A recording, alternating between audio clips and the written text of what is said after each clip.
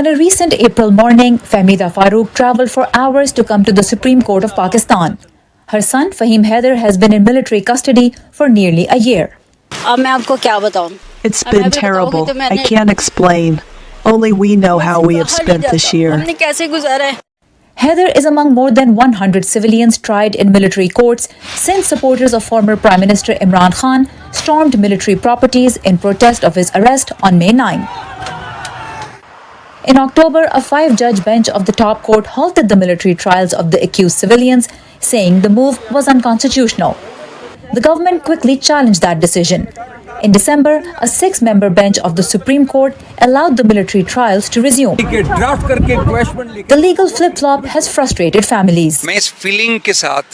I am surviving and going to courts with this feeling that the law and the Constitution have become irrelevant in Pakistan.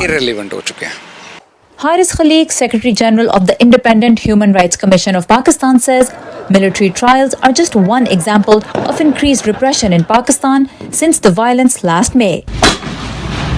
So there is a reclaiming of political and decision-making space by the military as a consequence of May 9. Former Premier Khan has been jailed since August, charged with crimes that he has denied. There's a de facto ban on saying his name in mainstream media. Freedom Network, a Pakistani media watchdog, says curbs on dissent have increased as a February ban on social media platform X continues and journalists are under investigation for allegedly maligning government officials. Media is totally bogged down under censorship. I have never seen, there has been censorship in Pakistan, but not of this level. Pakistan's Ministry of Interior said it suspended X to maintain peace after February's parliamentary elections, in which Khan's party complained of irregularities. This is Jinnah House, the official residence of the Corps Commander of Lahore, a very senior army officer. And this is one of the military properties that were badly damaged in the violence on May 9th last year. Now, earlier this April, the military released 20 people who were charged with violence last year but were sentenced for up to a year. The fate of those remaining in military custody is unclear as the Supreme Court of Pakistan listens to petitions challenging military trials. I beg them, please have mercy on us.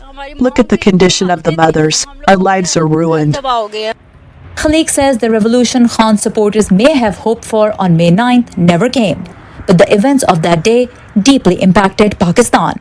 Consequently, it has further fragmented Pakistani society. So there is a push for rule of law and for respecting the Constitution, and so that is there. But otherwise, we are a very angry and a very tired lot. State authorities have repeatedly called May 9, 2023 a dark day, promising punishment for perpetrators. The military said it took action against its own officers as well.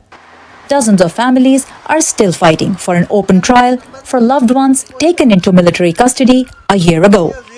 Sarah Zaman, VOA News, Lahore, Pakistan.